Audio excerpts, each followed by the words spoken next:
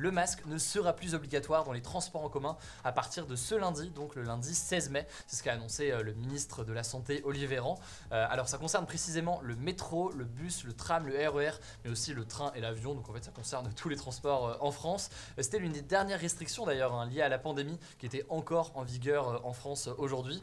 Désormais, eh bien, les établissements médicaux seront le seul endroit où le port du masque reste obligatoire. Salut, ça va bien j'espère. Moi je vais bien par la grâce de Dieu. Bienvenue dans cette nouvelle vidéo dans laquelle je voudrais que on s'arrête pour tirer une leçon importante au moment de la fin, la diminution, la disparition de la pandémie à Covid-19. Donc, comme on l'a vu là, les dernières restrictions en fait, par exemple ici en France et dans le monde en général, sont en train d'être levées, restrictions qui sont liées donc à cette pandémie.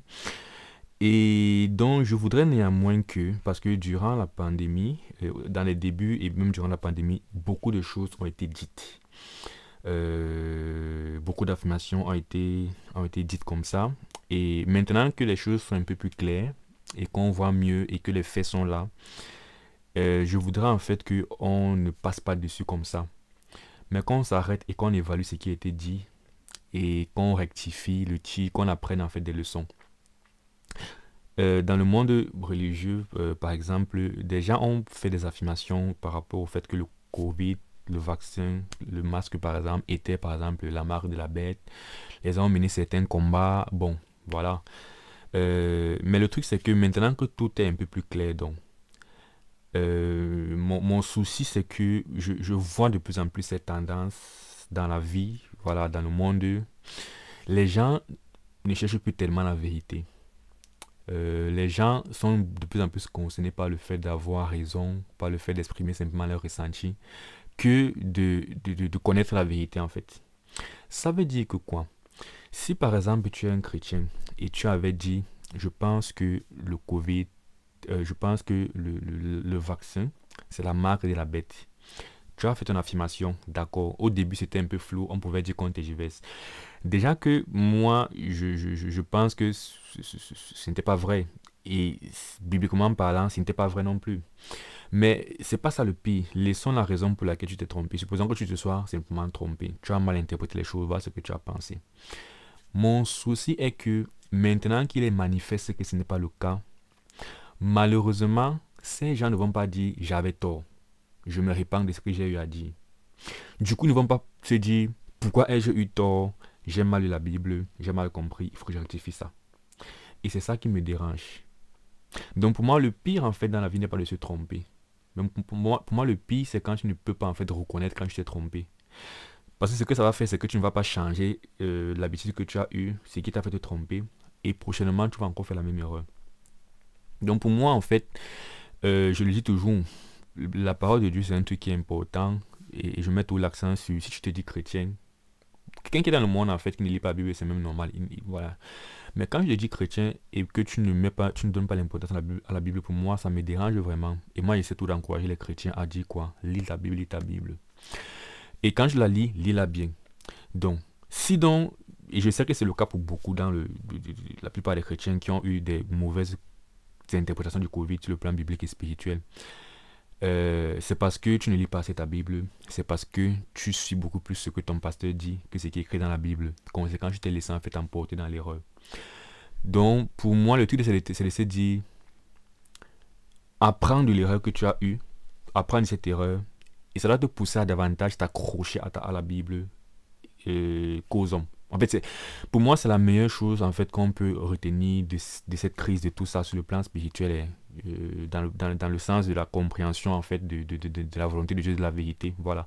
Donc ne sois pas de ceux qui vont persister dans le fait qu'ils vont dire j'avais quand même raison, ou bien redéfinir ce qu'ils avaient dit pour toujours avoir raison. Donc cette fierté-là qu'on cherche à tout prix au lieu de chercher la vérité. Voilà. On va donc regarder aussi d'autres choses qui ont été dites durant cette période, d'autres vidéos par rapport à ça, et voir ce qu'on peut apprendre là comme leçon. Alors, je voudrais aussi ajouter que Paul a dit quelque chose d'important dans Ephésiens 4 là, que je veux qu'on regarde un peu. Parlant de l'importance de la connaissance en fait de Jésus, donc de la parole de Dieu, parce que c'est la parole qui nous révèle qui est Jésus, sa volonté, sa pensée et tout. Il dit en fait que Jésus a donné en fait à l'Église, les uns comme apôtres, les autres comme prophètes dans Éphésiens 4 à partir du verset 11, les autres comme évangélistes et les autres comme pasteurs et docteurs pour le perfectionnement des saints en vue de l'œuvre du ministère et de l'édification du corps du Christ.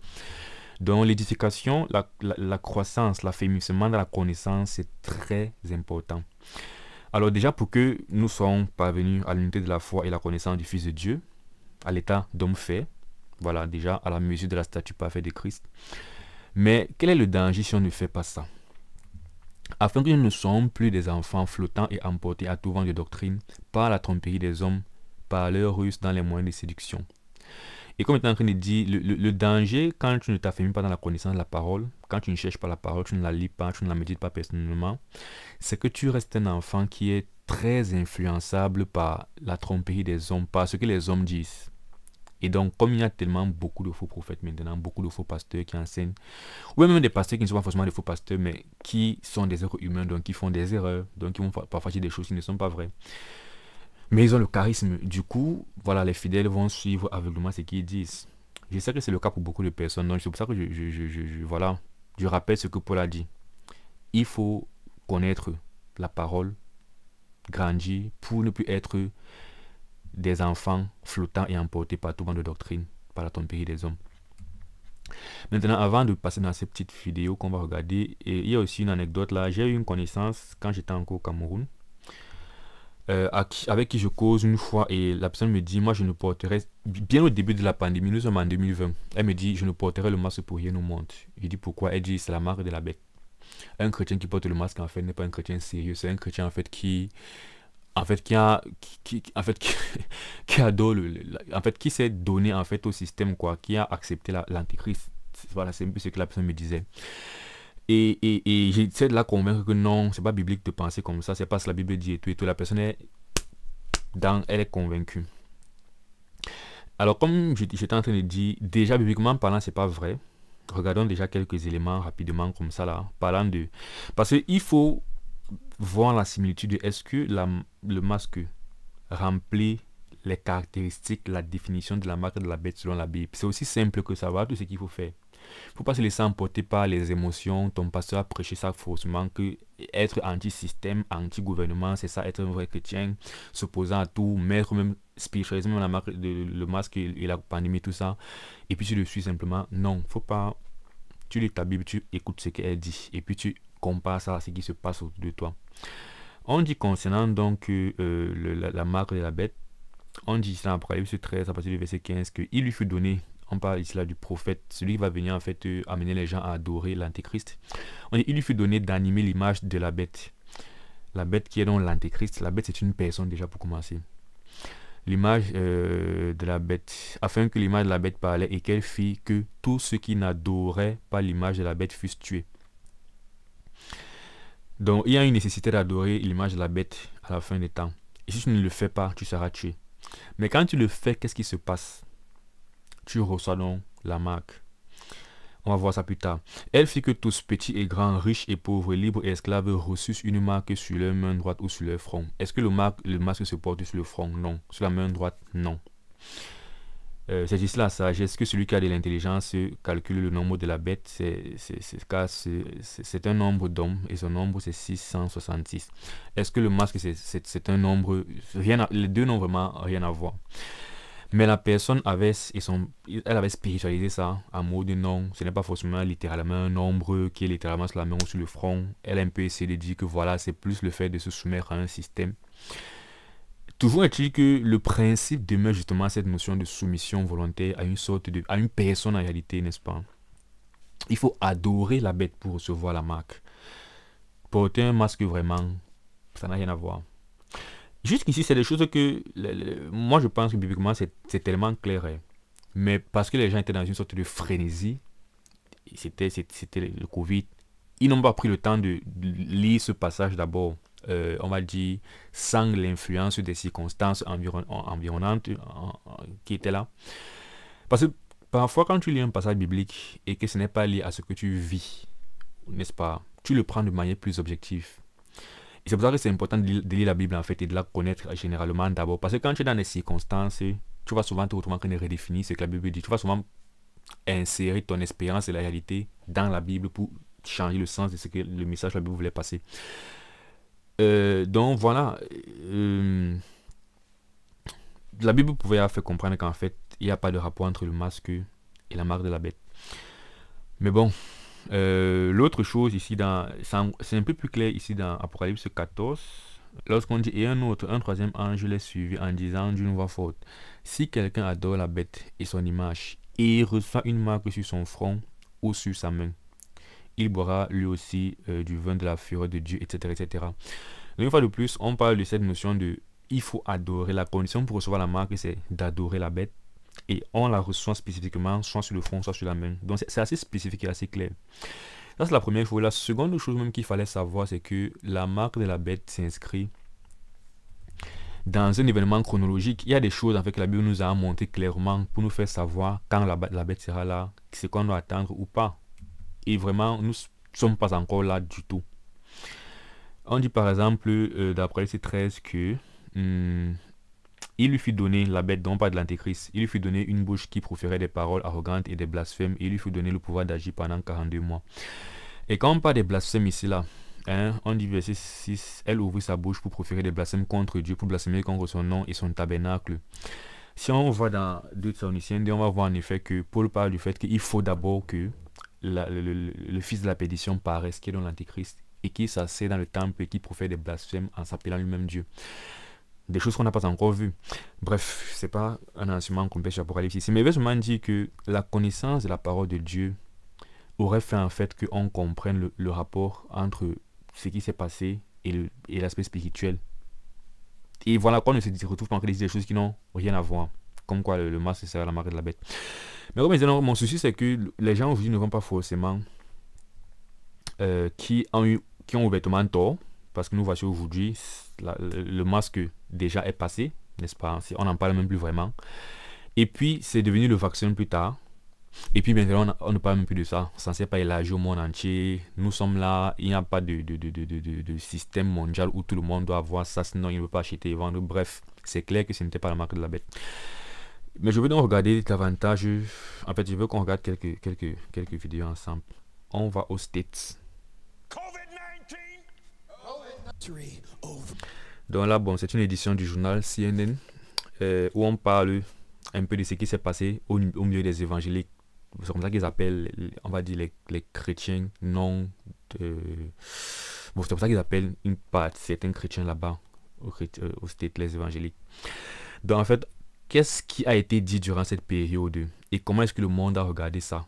Donc on va aussi voir en passant la conséquence de ce que nous faisons en tant que chrétiens aux yeux du monde.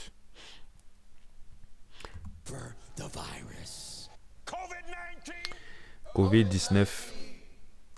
Donc là, c'est le 6 avril 2020. Donc nous sommes au début, vraiment au début de la pandémie. Voici un télé-évangéliste américain. En gros, il est en train de dire que quoi? Il est en train de prophétiser en fait la fin du Covid. Il est en train de déclarer comme ça que Dieu lui a donné l'autorité, la force d'arrêter le Covid. Et en passant, ça fait partie des choses que je dis. C'est pas comme si après, parce qu'il a dit ça, le Covid a continué, donc sa prophétie était fausse. Ça n'a pas changé que les gens continuent à le suivre après ça.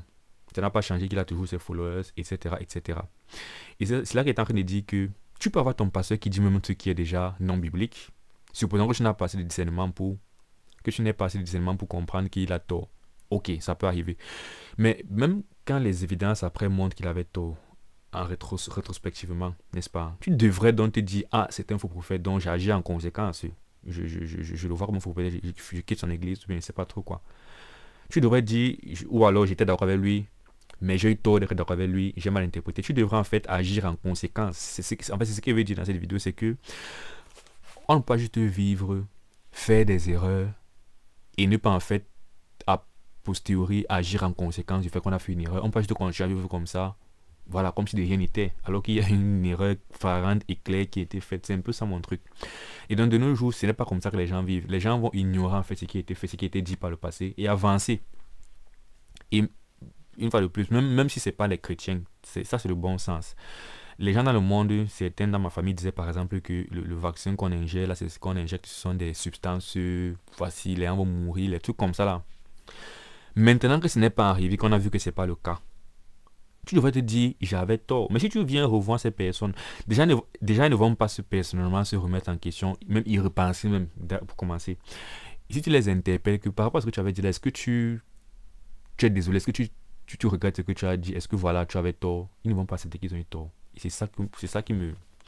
Je dis, ce n'est pas bien de penser, d'agir comme ça. Faut pouvoir se remettre en question et aimer la vérité au... plus que notre amour propre, notre intérêt, notre ressenti. Donc là, il a écrit de quoi? Je souffle sur le Covid-19.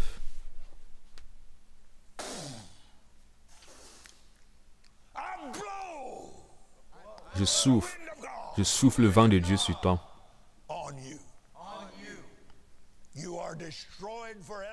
Tu es détruit pour toujours.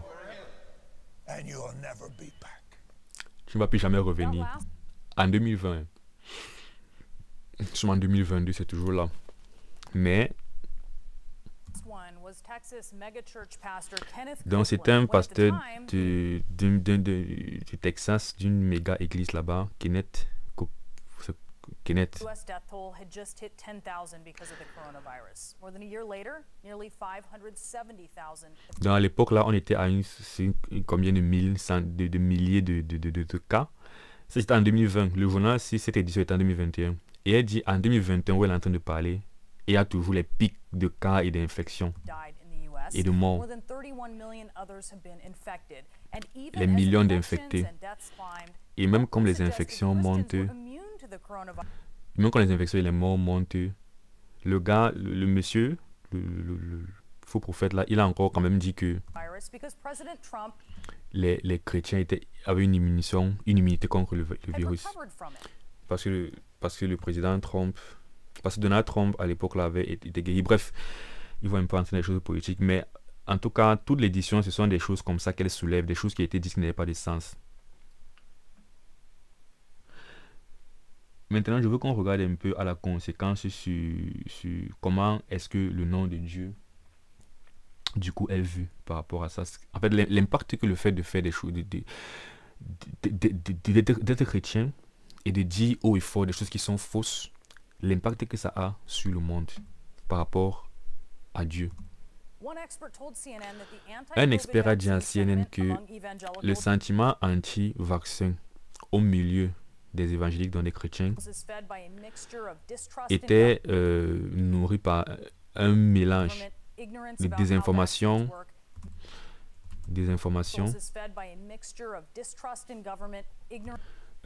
manque de confiance au gouvernement, ignorance de comment le vaccin fonctionne, donc sur le plan scientifique,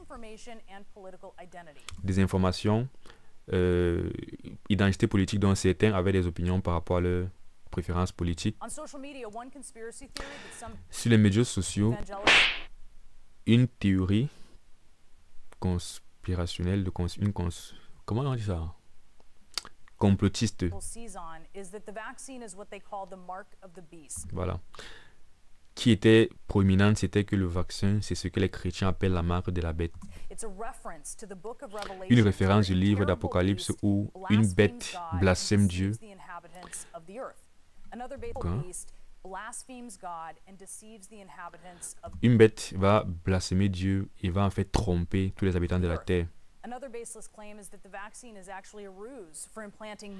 Et une autre compagnie, c'est que le vaccin, en fait, c'est une ruse pour implanter les micropuces.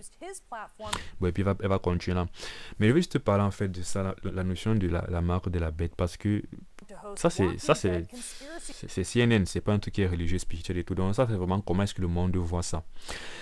Le problème, c'est que ça fait en fin de compte que ce que la Bible a dit devient comme une blague en réalité. Ça devient ridicule en réalité. Et on se moque des chrétiens et de Dieu par la même occasion. Et donc c'est aussi l'un des dangers en fait, voilà, tu es là, tu te dis chrétien et puis tu ne connais pas la vérité, tu crois parce que la Bible a dit la vérité. Parce que l'une des preuves que Dieu est vrai, c'est parce que Dieu voit le futur, Dieu prédit l'avenir. Et c'est parce qu'on voit les prophéties qui ont été prédites s'accomplir, qu'on reconnaît que vraiment cette affaire de Dieu et tout est vrai. Mais lorsque tu viens en fait prendre sa prophétie et tu la mélanges avec le mensonge et qu'en fin de compte, ça passe, Dieu passe pour être un menteur, la Bible passe pour être une blague, tu ne fais pas de bien en fait à Dieu et à la chrétienté. Donc je vais juste arrêter là pour dire que voilà, soyons des chrétiens, mais les chrétiens qui sont sérieux, en commençant déjà par aimer la parole de Dieu en la connaissant. Ils ne sont pas bornés, n'aimons pas nos opinions et notre ressenti, notre fierté à tout prix. Si on s'est trompé, ce n'est pas grave, ça arrive. Disons simplement que, ok, qu'est-ce qui était vrai, qu'est-ce que j'ai mal fait, et rectifions le tir. Donc, pour que, voici la guerre en Ukraine qui est maintenant à la mode, les gens ont commencé à dire là que voilà, Gog et Magog, non pas l'Apocalypse, c'est la Russie et la France, des trucs comme ça là. Une fois de plus, pour ne pas se retrouver en train de dire des choses qui n'ont pas de sens, lisons la Bible. Et si on n'est pas encore sûr de ce qu'on... Si on n'est pas sûr en fait des choses, si on n'est pas conscient qu'on a bien fait son travail de méditer la parole de Dieu, ne disons rien. Si on pense avoir médité la parole de Dieu qu'on n'est pas sûr, ne disons rien. Si on dit des choses et qu'il avait qu'on s'est trompé, c'est pas grave. Plus tard, repentons-nous et revenons à la vérité. Mais en tous les cas, pour ne pas avoir ce repentiment plus tard, ne pas avoir se tromper, lisons bien la Bible. Nous ne sommes pas en fait emportés par la frénésie qui nous entoure, par les théories qui sont là dehors, par les pasteurs qui voient à qui Dieu a dit des choses ou bien qui ont eu des révélations. Bref, la parole est à côté de nous. 1 Jean 2, 27, le Saint-Esprit enseigne tous les chrétiens qui ont reçu le Saint-Esprit. Voilà, ça c'était la leçon que je pense qu'on peut tirer de tout ce qui s'est passé là. On se retrouve dans une prochaine vidéo. Porte-toi bien d'ici là. Que Dieu te bénisse. Ciao.